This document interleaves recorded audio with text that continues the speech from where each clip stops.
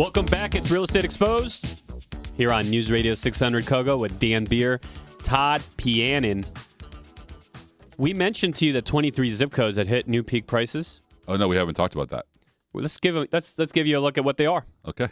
Allied Gardens, 92120, moved from the old peak of 506,000 in 2006 Right. to the new peak of 531, significantly higher. That's a lot higher. Here we go. Next, Cardiff, you're on the list. You moved from 862 in 2015 to $1,000,001 in 2017. That's huge. Okay? Yes. So if you want to know if we're near the peak or at the peak, we're there. Next, Carlsbad, specifically 92010. You moved from 659 in 2005 to 677 in 2017. Congrats, you have a new peak. If you're a Carlsbad seller, you ever said to yourself, I'm going to sell at the peak of the market? Hello. Sell now. I wish we had a buzzer. Sell. Carlsbad 92008, same story. You're on the list. Jump from 707 to 795. Now, Carmel Valley, the darling of San Diego, at a new peak. Now, this was the steadiest market we probably had Right. Even through the entire cycle. Right. Even in the decline, right? I mean, It lost the least amount of equity right. through the decline.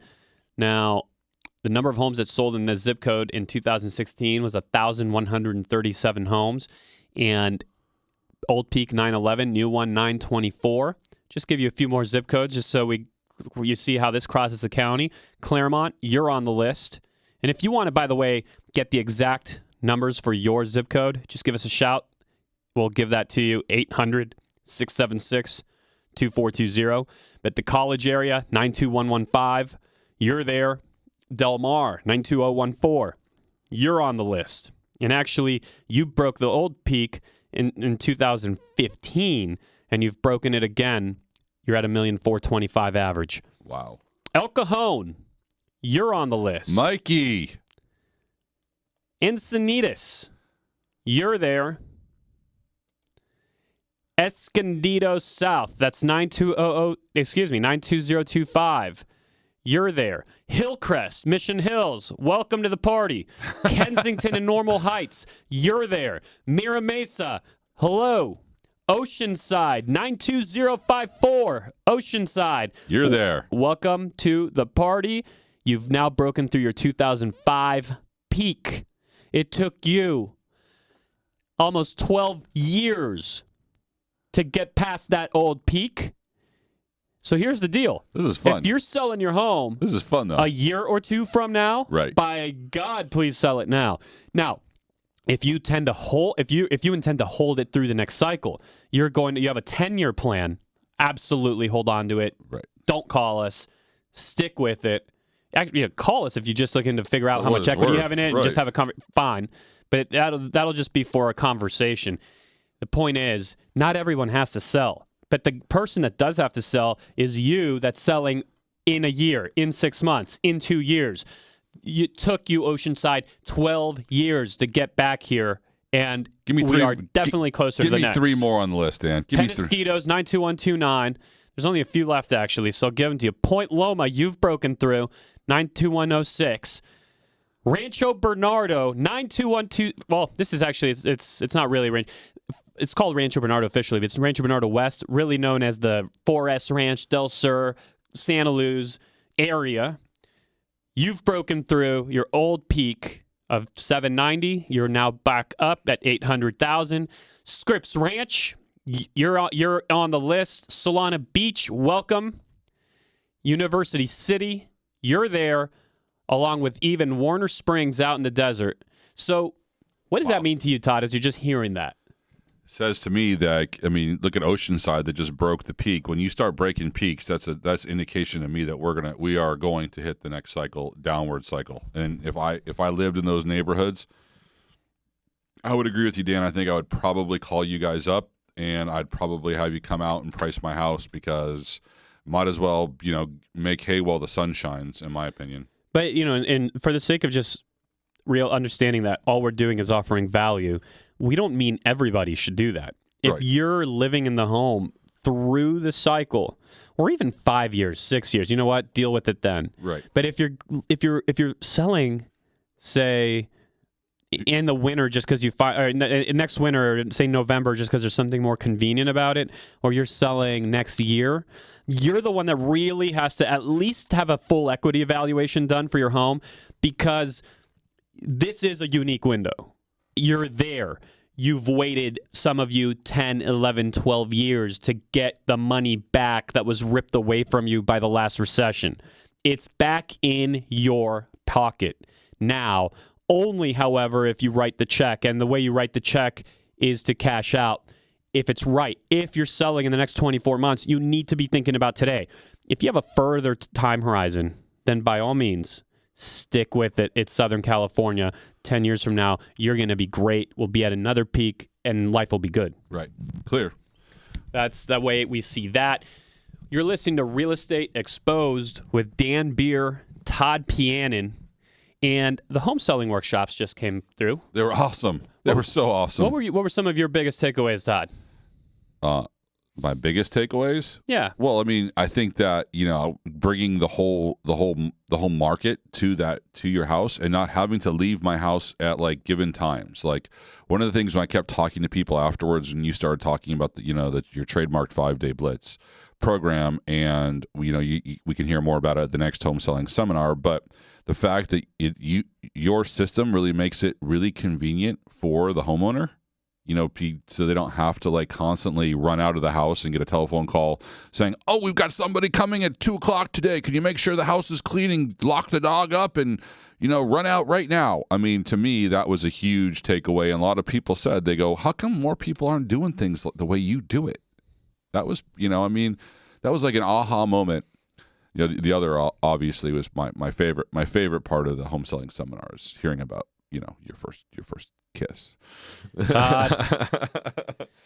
So for me, it's really just watching, and the greatest thing that comes out of it is watching the look on people's faces. They identify what they've been doing, the errors, the flaws, the holes in the system that they've been engaging in anytime they've sold a home in the past, and understanding at a core level, really being able to internalize just what was wrong and is wrong with the traditional home selling model. And then the relief when given the keys to the most powerful home selling system on the planet. I mean, there's nothing like it. I travel the country talking to other agents, the best agents, the top of the top, others that have been recognized by the Wall Street Journal as being among the top in the country, just as we have. We talk to all of them. And there's just nobody that has this system. In fact, we're now being asked to teach it to other top producers in other markets, because they need to roll it out to their market so they could offer value to their local home sellers. It's an awesome thing. And the greatest thing about it is just people appreciating. And when they make the comment of, "Dan, thank you, by the way, for actually giving us so much value." And it wasn't a sales pitch. You said it wasn't going to be a sales pitch, and it wasn't. I'm walking away from here with value that I can implement, I can use, whether or not I ever call you again. And that's the greatest thing. It is a true public service. Now, there's only limited space, of course, and tickets were gone. Sold out, packed house, standing room only. And the next home selling workshops that we're holding will be sometime probably in the next month or so. We haven't identified the date yet, but here's what we do have for you. You, as our listeners and our family here on Real Estate Exposed, we want you to have access first. So we've created a special interest list for you to be first in line. It just takes a text message, and then as soon as tickets are released for the next one and we've identified the time and dates, we will be sure to let you know before we let the rest of the public in on it. Here's the line for you. It's a local number, and you just go ahead and send a text message with simply the word workshop, and you'll have access to the very next one before anybody else. The number's 858-609-9592. By the way, it's a free workshop, which is why people appreciated how much value could possibly be given at this free workshop. They were inundated with free value, the actual roadmap, step by step, bullet by bullet, everything you need to know to have the process implemented. If you want to make sure you get tickets and don't get left out as some did this past time around, the number's 858-609-9592. That's a simple text message with the word workshop, and you'll be put first in line. Again, 858-609-9592. That's a text message direct to us, and we're looking forward to serving you. Coming up out of the break, if you've been staying tuned to figure out what you should be doing about resetting mortgages out there, they're still in the market back from way in 2005, 2006. You need help because they are literally resetting right now. Welcome to Real Estate Exposed, helping people in San Diego buy, sell, and refinance their biggest investment, delivering you timely truths, exposing important issues, and helping you get into the right home. Here are your hosts, real estate expert Daniel Beer, top-ranked professional by sales volume at one of San Diego's largest brokerages, and his mortgage partner, Todd Pianin, with over $2 billion in funded loans. Good morning to you. Hopefully you're not finding yourself sleepy-eyed as more daylight savings has hit. This is Real Estate Exposed with Dan Beer and Todd Pianin coming fresh off the San Diego home selling workshops.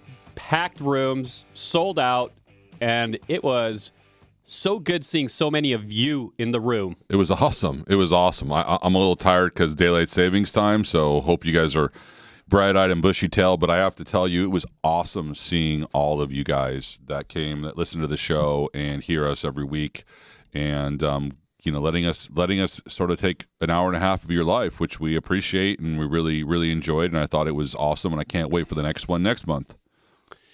So there's so much, there's such a unique window right now in the real estate market in that we have this tremendously low inventory.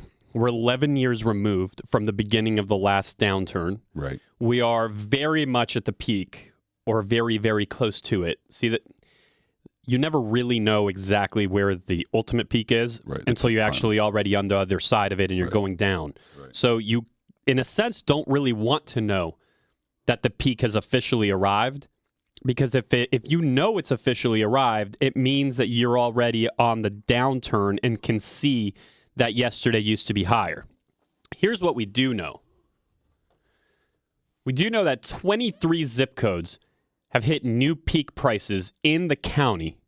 We also know that so many people talk about buying low, selling high, right? Everyone wants to be that person. Right. Everybody looks to the person that did that in the last cycle, the 2006 home seller. That person's looked at as, as being a genius of some kind. And that exact opportunity is in front of us today, but so few people are taking advantage of it evidenced by the low inventory levels. Yeah, I mean, can I just ask a question? I mean, I'm going to be a layman here, and I want to ask a dumb question, but why are inventories so low, Dan? I mean, why? I mean, people, you would think with values going up as much as they have, that you would see people get their houses on the market, and we would actually see a spike in inventory. So what happens in every market cycle, and it doesn't even matter if it's housing or oil or currencies, people tend to think that the current environment will sustain and for a lengthy period of time, almost indefinitely. It seems like they get amnesia to the idea that it has always turned. It's always gone up and always gone down and always gone back up. They get amnesia to the fact that it wasn't always this way. People tend to think, hey, this is the new normal. In 2006, as far as housing was related, right? Through 2004, 2005, 2006. I kept thinking prices were just going to keep going up and we're never going to have a crash. I was one of those people. People thought the crashes were a thing of the past. They're never coming back. Everybody go and buy 6 houses. Right. And just go ahead and do a stated loan. Tell the bank that you make $1 million a year and get as far into debt as you can possibly get, because don't worry about it. Tomorrow it'll just be worth more. Well, I didn't. And we know how that ended up. I wasn't one of the people that said that you should do a stated loan, but I was one of those people that thought okay, we're just going to get to a new normal. We're going to get to a very low. We're not going to see crazy appreciation. That idea of new normal. Right. There's never really been one. And look at oil. Mm-hmm. Oil was down at What, 30? It did about $30. $30 a barrel at one point, right? $30 or just not long ago. Right. Well, people thought, well, the new normal is oil is now worthless Right. because there's all this oversupply and Saudi Arabia is oversupplying so that they don't stop being the world leader, and that's causing more havoc. And all of the oil frackers here in the United States and Alaska and Canada is going crazy with production. Right. So now there's a new normal. Oil is no longer valuable. $30 a barrel is just about right. Right. Well, now it's $50-something a barrel. So everything bounces is what you're saying. And in housing, that same opportunity's here. But here's the thing. People look back at people that bought oil at about $30. They think they're geniuses. People look at people that sold their homes in 2006. They think they're geniuses. Right. Well, today is that opportunity for somebody to look back 5 years from now, look back and say, you're a genius, because we are clearly at or near or possibly past the peak of the market. We are there, okay? The last time the market took a turn was late 2006, over 11 years ago. Right, but if I'm the seller sitting on the fence, Dan, and I sit back and I go, okay, well, maybe I can get an extra 10, 20, 30 grand. Maybe we're not peaking. Maybe Right. these guys on this radio show that I listen to every week, they keep saying inventory is so low. What if it stays low? You know what I mean? I don't want to be the guy that like rushes to market right now and like could miss out on an extra $10,000 to $50,000 depending upon my price range. So the answer to that is you'll never talk to a home seller from 2006 that sold in January versus February versus April versus October that regrets it because they weren't the official Rockstar winner that held on to the last $1,000 of equity. Heck, you will never talk to a 2005 seller who missed out on some of the 2006 appreciation that wouldn't tell you that they'd do it again the same way 10 times over. Because when it is exactly those people, the ones that need the extra, the last $1,000, Right. it's exactly them that end up in a short sale or end up losing all the equity they built up down the road. By trying to time the market, by trying to be smarter than the average bear, basically. If you try, I've not met anybody that can act as God, right? Telling the future, pinpointing that kind of event, Right. and actually make that look like an intelligent decision. We are not holy. We are not God. We do not have the ability to understand that on April 7th, 2017 is the official peak. We don't have that ability. Okay, but is this across all price ranges we're talking about, Yeah. or is this really segregated to if my house is under $1 million or my house is under $1.5 million, my house is worth under 500? I mean, are we like? Is that where the pent? I mean, because my question to you then would be, okay, so let's just say today, if you're telling me I'm at the peak and I want to sell my house, then I got to buy somewhere. Either I'm going to buy down or I'm going to buy up. So that means that I'm going to be paying. So I look at it both ways, right? I'm going to be paying more for the peak of the market. The point is that people look all their lives for very specific windows, Right. where they can take advantage of the market and get their unfair share of profit. You're there right now. This is that window.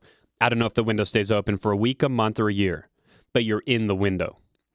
You're in it now. You have to take advantage of the fact that so many home sellers are sitting on their hands. Todd, you showed me today. Historically, the average amount of time that people stay in their home in America is about 6 years. Right. And now, today, it's 10 years. Yeah, the average homeowner has owned their home for 10 years. There is a mountain of inventory that's coming that's pent up. People talk about shadow inventory. Right. Well, there's shadow inventory right there. People will be coming out of those homes because invariably life doesn't stop. And marriages, divorces, children, deaths, jobs, relocations, unemployment, advancements, all of that will continue. And those events do not care Right. about what the economy is doing. Right. And because of that, we have pent up inventory that will come unless you think there's a new normal. But every time that anyone thinks there's a new normal, it is them that get hurt, and it's the people that act contrary to the market that make the biggest profit. Contrary to the market right now is being a seller, because all other sellers are holding on. And if you talk to any agent representing a buyer, they'll tell you that buyers are going bananas trying to find a house that will accept their offer. Take advantage of that. Call 800-676-2420. Find out what it would look like. And here's the beauty. If you're aligned with the right team that actually has inventory that's not publicly available, that's able to generate unique homes for you. Right. Well, call again. Todd Pianon's here, Home Street Bank. Call 800-676-2420. Why don't you take advantage of both ends of it? I would assume sell for more, but get the right rate. I would assume, well, and rates are still low, and I would assume that if I'm going to sell for more, I'm going to have more equity. So even if I'm going to buy at a higher price, I actually could spend a little more money because I'm going to have some more cash out of my house. In theory, right? 100%. I'll give you two options. One is you just call 800-676-2420. Reach out to the Beer Home Team or Todd Pianon Home Street Bank. Now, speaking of the workshops we came out of, that might be the right place for you to start with from more of an education-based perspective. Just go figure out what's happening in the current environment. What does the economy look like right now? What is the current opportunity poising itself as, so that you could take advantage of it? And then how do you take your home through the most effective home selling process, period? Now, the workshops fill up.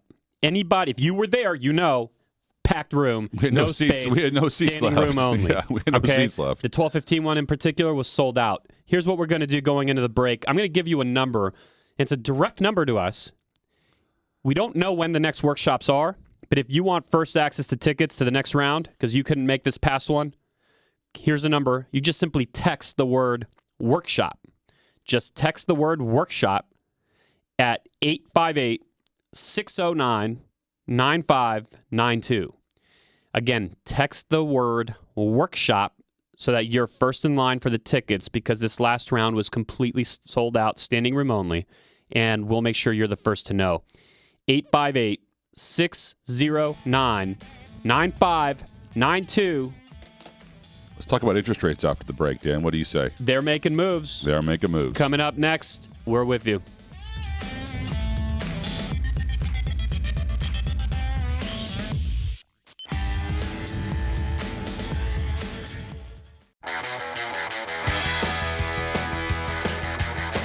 Welcome back to Real Estate Exposed with Dan Beer and Todd Pianon. Speaking of Todd, for my team, because we have so much to focus on the real estate side, when we want to understand what's happening in the economy, where rates are, how employment's doing, and what the Fed's up to, Todd Pianon, who's your co-host right here on this show, he's the guy that we call, that we ask, and that we talk to. Todd, moves happening in the interest rate market potentially due to the job report. What happened, what came out, and what's likely to proceed from here? Second month in a row that we're seeing jobs increase at above average levels. We're seeing, you're talking about construction, manufacturing. I mean, it's the economy's starting to heat up, and we've talked about this. And when we see a pent up, we see an economy that starts moving forward and labor markets are coming back.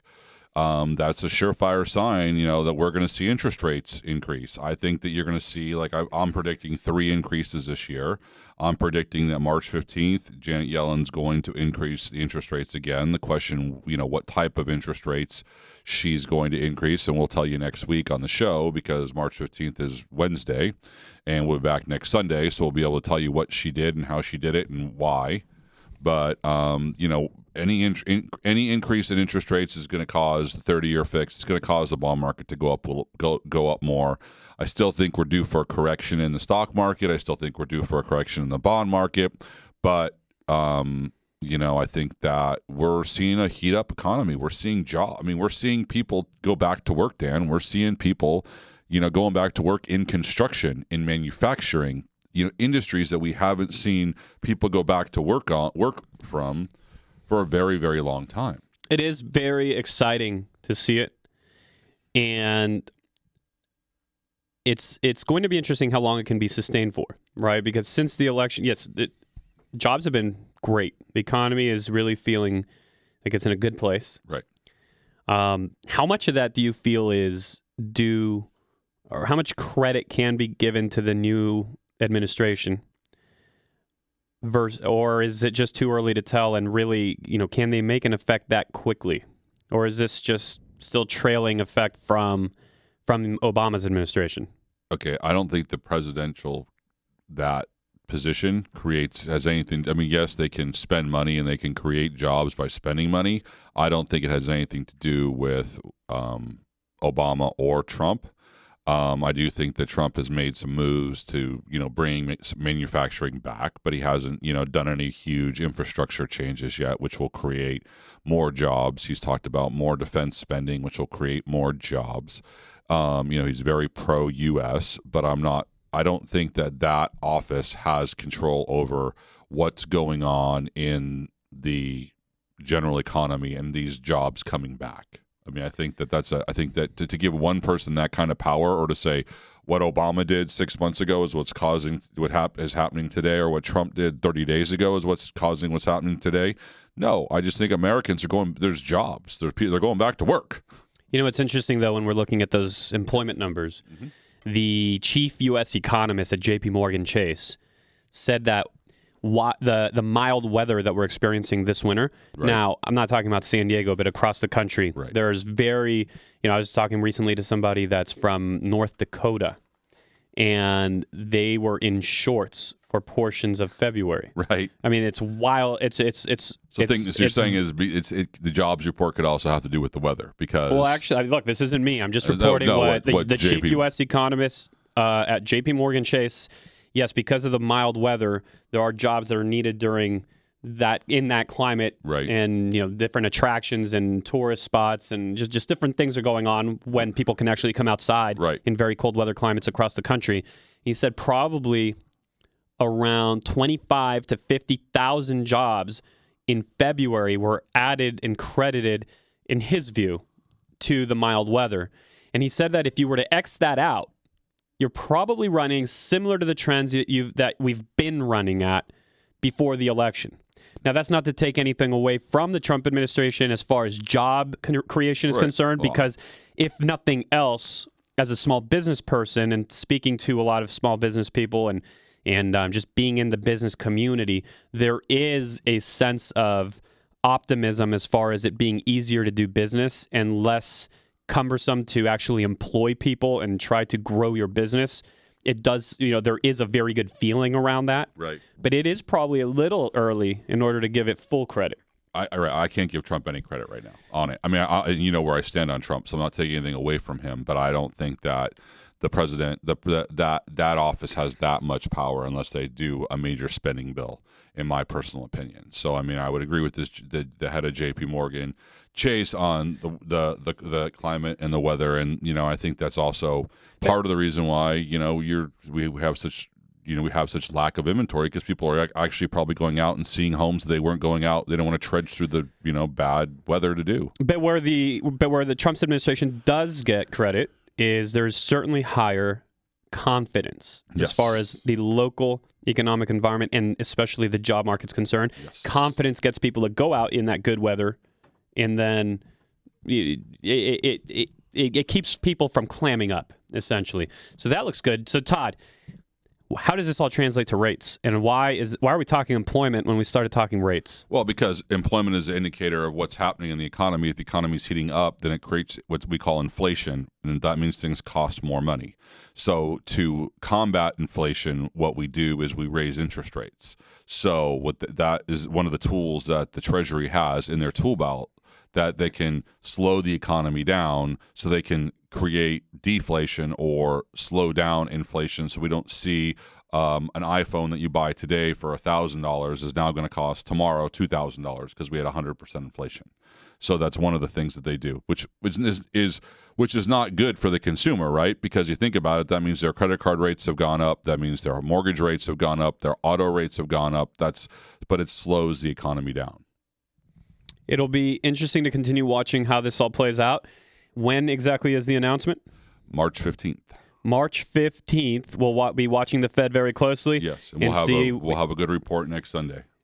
And as those rates start climbing, if you want to get in touch and ask any questions as far as how it affects your current mortgage, some of you are still in mortgages that are resetting, so we're going to have to talk about that on the other side of the break.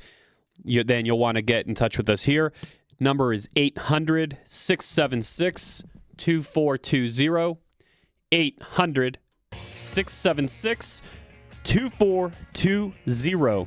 By the way, if you missed out on tickets to the workshop, and it was standing room only, and you want to just be on the interest list for the next one ahead of everybody else, here's a number for you to text the word workshop. You'll be at the front of the line. 858-609-9592.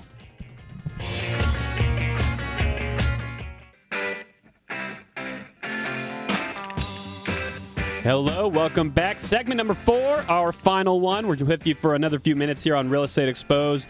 You're with the Beer home team. Dan Beer, that's me.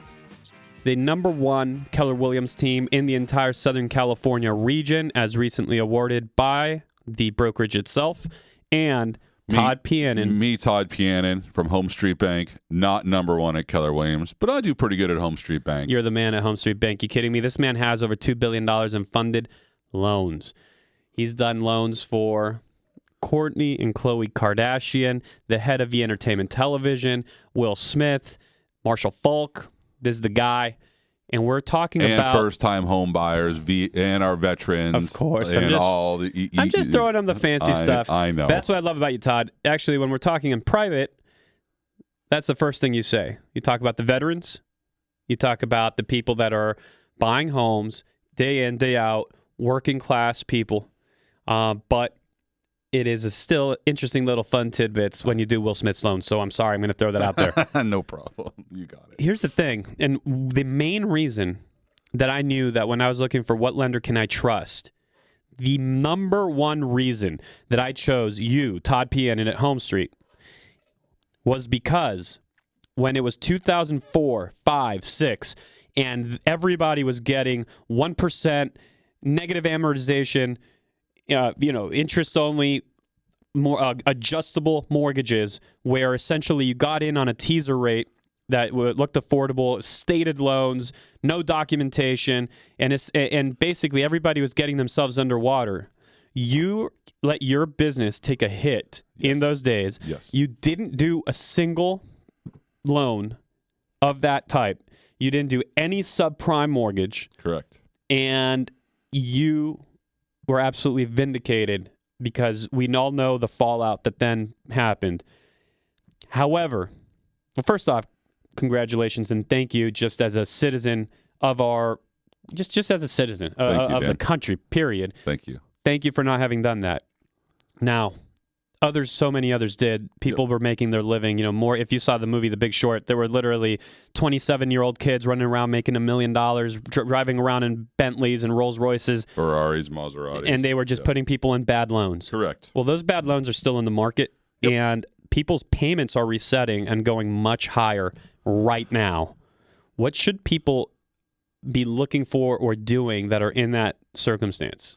Well, everybody's situation is completely different, Dan. So it's kind of like, depending upon how long they're going to be in the house. We have a series of questions that we ask when we talk to somebody, because maybe a 30-year fixed is not the right move for you. Maybe a longer-term fix, like a 7-year or a 10-year, because when you got kids graduating, going off to college, and you're going to sell or downsize at some point.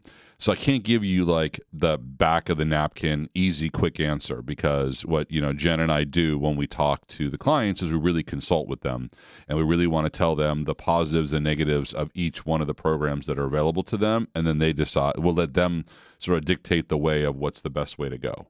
So you're resetting now. Give us a call. Well, here's why I came. Yeah, let's give a number. I just want you to actually talk to Todd because he understands how to read your mortgage better than anybody, right. And then we can figure out what you have, when it's going to reset, and when you're going to be in trouble. Just ask for Todd.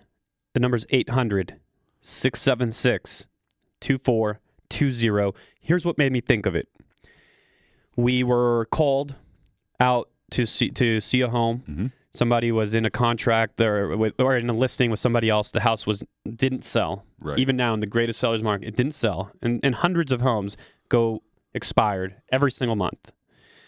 Didn't sell. We go out. But before we go out, we take a look. We're thorough. So we take a look at the title report and we realize that they actually have an adjustable rate mortgage from 2006 that's about to reset on April 1st. Wow. Okay? Okay. And so we go out there, and they'd met with 4 agents and were previously listed with 2 others that failed to sell the home. Not a single person had mentioned the fact that in about 20 days, Right. less than 20 days, Right. they can no longer afford their payment. Wow. Right? Yeah. Like that's some stuff. That's some real big stuff. Yes. But those loans are out there. Yes. And so what we're doing is we're putting together a plan in order to make sure that they're out in time Before they get nailed. now their deadline happens to be April 1st. Your deadline's different. Everyone's deadline is different if you're still in one of those loans. One other thing I want people to realize, if you had a 5-year fix, 7-year fix, what happens is, and why Dan's saying your payment, even though interest rates are low, could go up and be hit, is because it turns into a 23-year amortization loan. Yeah, this particular one was going to amortize over 20 years. Oh, yes. So that's why they were getting crushed. So why don't you give more explanation around that, Todd? We have 1 minute, Okay. literally one. How does that payment? Why does that payment rise? So because then it recasts into an adjustable loan that's got to get paid off in 20 years, right? So what that means is you take today's interest rates, but you got to start nailing down the interest and the principal in a very short period of time. Just So like the rate might rise plus your payment, plus and you're making principal payment. and now. on top of that, it's going to rise every 2 years. I mean, every year. Excuse me, every year. Look, we're out of time. Yep. If you have gotten yourself, if you in the last cycle, 2005, 6, 7, if you got yourself into a funky loan, at least get it assessed and know when your reset period is going to kick in so that you can make sure you don't end up giving your home back to the bank this long from now. Look, you've carried it through into this peak. You've carried it through to the highest market we've had. At least take advantage of that now. Dan Beer here with you. I'll be back next week. Todd Pian and Home Street Bank, member FDIC, equal housing lender, NMLS ID number 304014. Enjoy the extra hour of sunlight.